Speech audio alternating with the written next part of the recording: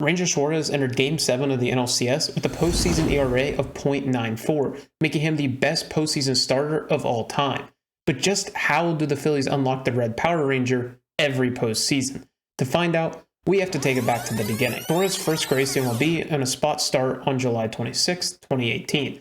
He was then a young 22-year-old southpaw with a 4.5 pitch mix of a four-seam sinker, slider, and changeup, with the half a pitch being a curveball that, well, needed some work.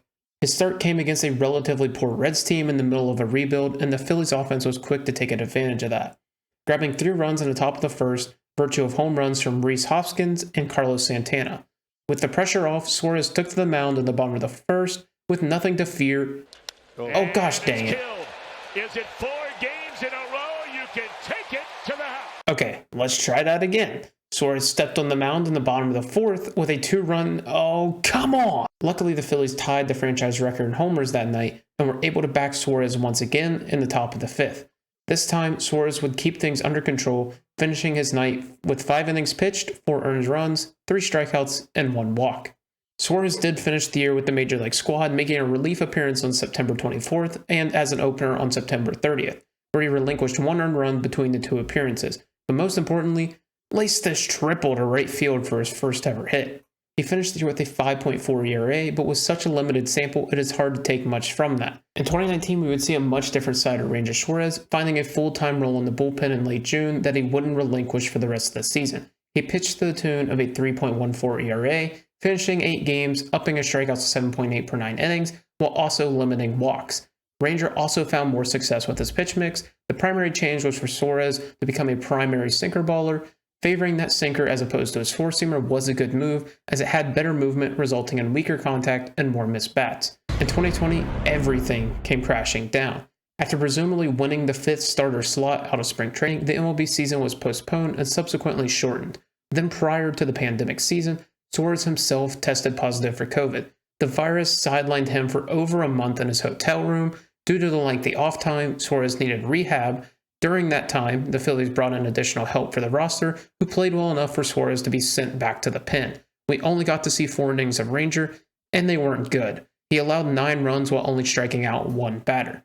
To further extend Ranger's issues, he would start the 2021 season in the minor leagues. Eventually, Suarez got the call to the majors due to issues in the bullpen. His initial role was to combine with Spencer Howard to act as a collaborative starter, and Ranger made the most of the role.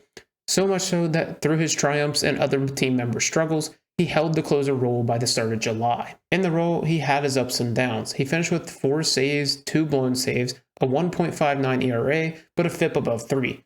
Either way, the Phillies did not feel that Suarez fixed the holes that the team had and made a move for Ian Kennedy at the deadline.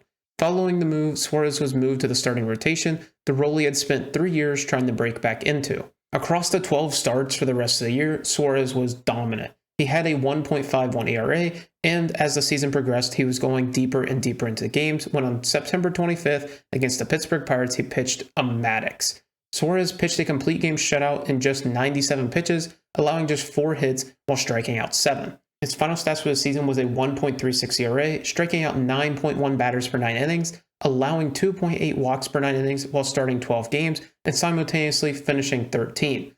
Since he was in the bullpen for much of the season, he didn't compile enough innings to really be in the Cy Young conversation, but it was a dominant season nonetheless. His drastic improvement once again was leaning on his elite sinker. The pitch boomed to a 45.5% usage rate and was seen as the 8th best pitch in baseball and the 2nd best of its kind. Aside from his changeup, his off-speed pitches also saw a blossoming in performance. All in all, it was the perfect culmination of events to secure Suarez a place in the rotation for the 2022 season. With everything going right for Suarez in 2021, Suarez was not done trying to perfect his craft, and after 4 years, he was ready to unveil his curveball to the world. The pitch found great success in 2022, being his best pitch overall, even though he didn't use it a ton. He also added a cutter that found moderate success. With a 6-pitch mix, Suarez was not quite as effective in 2022. He pitched to the tune of a 3.65 ERA, with almost all of his per rate stats being significantly worse than 2021. In the category of per 9 inning stats, he was giving up 2.4 more hits, 0.3 more home runs, walking 0.6 more batters, and striking out 1.6 batters less than the year prior. However, despite the downtick in performance, it was still a season a majority of starters in the MLB would be content with. And with the Phillies' strong play during the second half of the season, the team made the playoff as a wildcard team. The Phillies were able to sweep past the Cardinals in the wildcard round without the effort of Suarez. However, with the team using both Aaron Nola and Zach Wheeler, it meant Suarez was due up to pitch his first ever playoff game on the road against the 101-win Atlanta Braves, and it didn't start well. Ranger found himself in deep trouble in just the first inning. After a double by Acuna and 2 walks, Ranger found himself with the bases loaded and only 1 out. Unfortunately for Ranger, due up was all-star William Contreras. Swing at a ground ball towards the middle. Sosa has it. Steps on second, throws to first, and a huge double play. Amazing. Suarez was able to escape damage with that patented ground ball on a big looping curveball he only started using this season. However, that wasn't the only adversity that Ranger would verse during the start. The next batter he faced would hit a towering home run to left field. Suarez was once again able to bounce back, setting down the next 3 batters in order, but it doesn't stop there. In the next inning, Ronald Acuna Jr. once again made Suarez's life difficult. Acuna drew a walk to start the inning. Suarez answered back by nabbing a pair of strikeouts before Matt Olson struck a grounder into left field, allowing Acuna up to third. Ranger then walked Contreras, to then face the man who just homered off him an inning prior, Travis d'Arnaud. Here we see Ranger go against his tendencies and go with an elevated fastball. Most batters are taught against sinker ballers to look for pitches up, because even if the bottom drops out, it won't go out of the unhittable range. So knowing that, Suarez attacked d'Arnaud up in the zone to get a key strikeout. And that sort of change in approach really helped him during that start. During the regular season, he turned to his sinker 40.2% of the time, but in the biggest start of his career, it dropped down to 27% in favor of the four-seamer, which jumped up to 17.7% in the regular season to a staggering 31% in this start. The increase in four-seamers opened up his curveball to be used more and helped get crucial outs. It was almost like overnight, Suarez reinvented himself. 9 days later, Suarez got his second ever postseason start against the Padres in Game 3 of the NLDS. This time, Suarez was not constantly playing with fire every inning and was cruising through the first 3 innings. In the fourth, Suarez got in a bit of trouble with runners on first and third with 1 out. He induced what should have been an inning-to-inning double play, but Gene Segura did his best Nelson Aguilar impression. Unluckily for Suarez, this run does count against his ERA, but Suarez got the next 2 batters out, thus ending the inning. In the fifth, the Padres scrapped another run across the board, but this time it goes in the books as unearned. Trent Grisham reached base to begin the inning on an error by the first baseman, and after a pair of groundouts, the run scored, not being counted against Ranger Suarez. Suarez finished the outing pitching 5 innings, allowing 2 runs, 1 earned, striking out 3 with 0 walks. Suarez's pitch usage much more closely resembled his regular season form, heavily focusing on the sinker, trying to get groundouts instead of strikeouts. The next time we saw Suarez was 2 games later, returning to his old role as a closer after David Robertson had walked 2 batters. After a quick bunt out and a flyout, Suarez had sent the Phillies to the World Series in just his first postseason. In Game 1 of the World Series, we once again saw Suarez out of the pen, grabbing a pair of outs against Yordan Alvarez and Alex Bregman before relinquishing a single to Kyle Tucker, then getting pulled in favor of a righty. Either way, the mission was accomplished. 2 days later, we saw Suarez back on the bump to start the game, and he dominated. Across 5 innings, Suarez only allowed 3 hits, striking out 4 and only gave up 1 walk. That was good enough for 5 innings of shutout ball before he was pulled in favor of reliever as the game started to get out of hand in favor of the Phillies. That was the last time we saw Suarez, unfortunately, for 2022.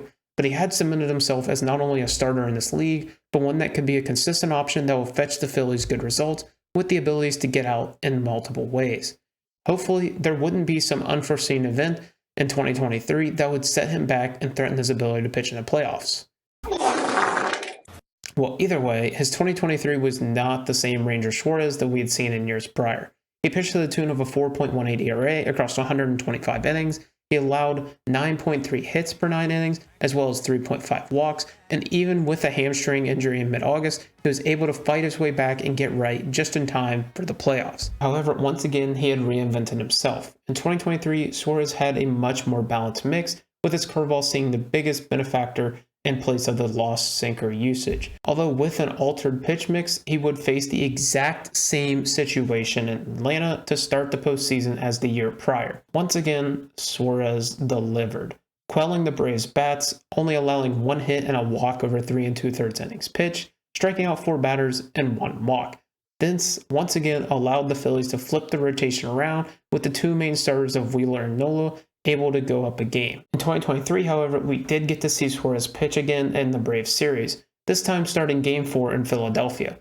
Once again, Suarez delivered, holding the Braves to 1 run across 5 innings, only striking out 2, but holding the Braves without a walk. The Phillies went on to win the game and the series, once again being helped significantly by the unlikely starter. In the NLCS versus the Diamondbacks, the Red Power Rangers was unleashed for Game 3. The Phillies' bats went a little silent, and they needed a big start to keep them in the game, and Suarez did just that, pitching 5 1/3 inning, allowing only 3 hits, 1 walk, 0 runs, striking out 7 batters in the process. Rangers set the Phillies up for success, and the team was unable to capitalize off his performance, but we still hadn't answered the question as to how the Phillies are able to unlock this version of Ranger Suarez. The story of Ranger Suarez cannot be told without talking about his ability to adapt. He was bred as this hybrid reliever/starter, constantly bouncing between the two, so that explains his effectiveness switching between the two in the postseason. But then his ability to constantly be tinkering with his pitches to find what is most successful and go with that. Most people would find a pitch as successful as a sinker in 2021 and constantly chase that their whole career.